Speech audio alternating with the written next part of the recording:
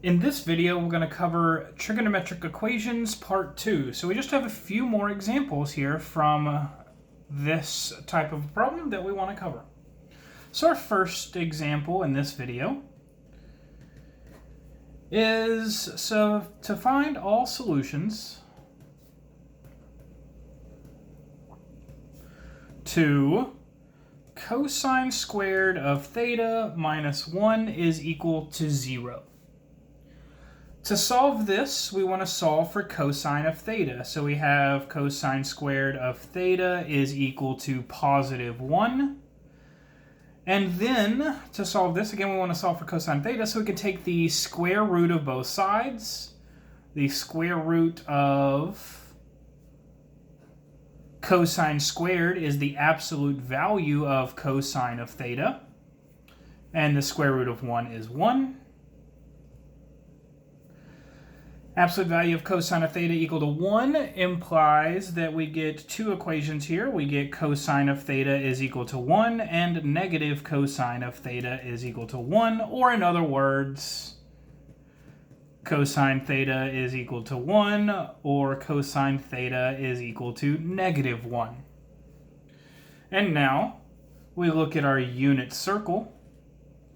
Where is cosine theta equal to 1 or negative 1? Well, that is true here at theta equals 0 and here at theta equals pi. So this implies that theta is equal to 0 plus 2 pi n, and theta is equal to pi plus 2 pi n. Now notice, we could have actually written this as theta is equal to pi n, right? If we start here at 0, if n is 0, then we get this one. To get pi, we just let n be 1, then 2 pi, then 3 pi, etc. And we could have also gone the negative direction. So theta equal to pi n, where n is any integer, is our solution. All right, so let's look at an example 2. Find all solutions to tangent of x plus 1 times sine of x minus 1 equal to 0. All right, so that's the problem we want to solve. Well, if we have two things multiplied together to be 0, then this means that either tangent of x plus 1 is equal to 0 or sine of x minus 1 is equal to 0. So this really breaks up into two problems. Here we want tangent of x to equal negative 1. So let's solve that. Well, we have a unit circle here again. And for this unit circle, where is tangent of x equal to negative 1? Well, it's equal to positive 1 at pi over 4 and 3 pi over 4. It's equal to negative 1 at, and 5 pi over 4. It's equal to negative 1 at 3 pi over 4 and 7 pi over 4.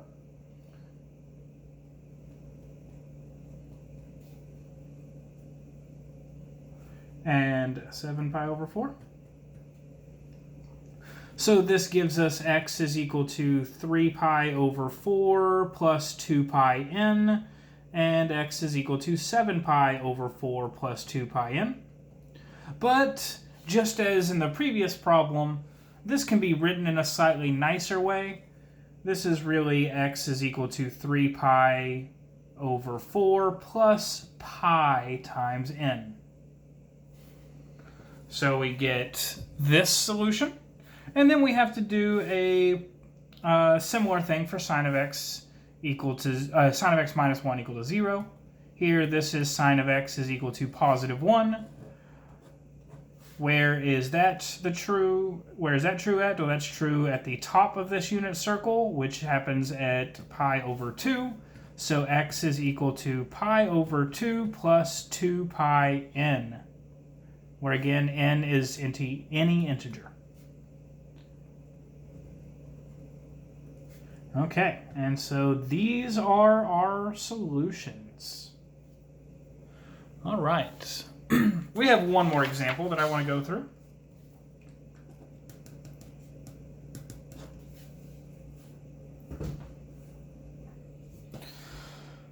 And that would be find all solutions to... actually, find all solutions in the interval 0 to 2 pi for 2 cosine squared of x minus sine of x minus 1 equal to 0. If this was sine squared, we'd have a way to solve that. So let's actually convert that to sine squared. And we can do that because we have a formula. Sine squared plus cosine squared is equal to 1. So what this tells us is cosine squared is 1 minus sine squared.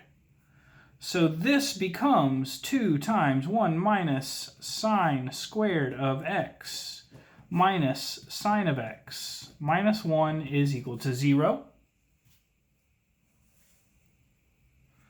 Then let's go ahead and distribute here.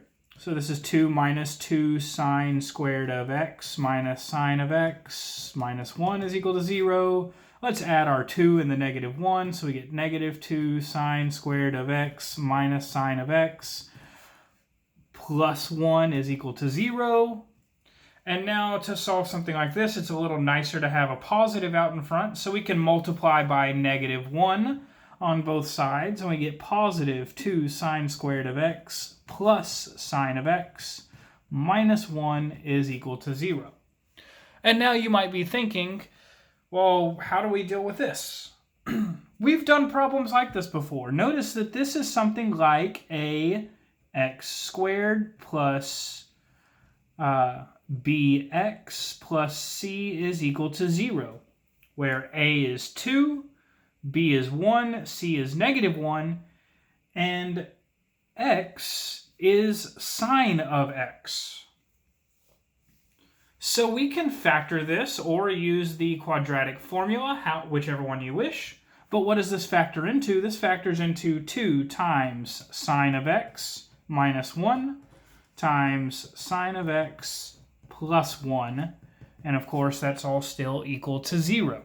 Let's confirm that real quick. 2 sine of x times sine of x is 2 sine squared of x. Good. 2 sine of x times 1 is a positive 2 sine of x. Negative 1 times sine of x is a minus sine of x. So we had 2 sine of x minus sine of x is a positive sine of x. And then negative 1 times positive 1 is negative 1. So we factored correctly. Now, what does this suggest? Again, we have two things multiplied together to be 0, so this reduces to the previous problem. So this suggests that either 2 sine of x minus 1 is equal to 0, or sine of x plus 1 is equal to 0. And so this is 2 sine of x is equal to positive 1, or in other words, sine of x is equal to 2 sine of x is equal to 1/2. Nope, I lied. I divided by 2 on both sides. Sine of x is equal to 1/2. Where is that the case? Well, that is true when x is equal to pi over 6 plus 2 pi n, and x is equal to 5 pi over 6. And I just remembered that I asked for solutions in the interval 0 to 2 pi, so we do not need this extra 2 pi n. So we get pi over 6 and 5 pi over 6 from these. And then sine of x plus 1 is equal to 0. This is sine of x is equal to negative 1. The x value, or the angle that gives us negative 1 when we plug it into sine, is 3 pi over 2. So we have 3 solutions here. And that finishes out the problem.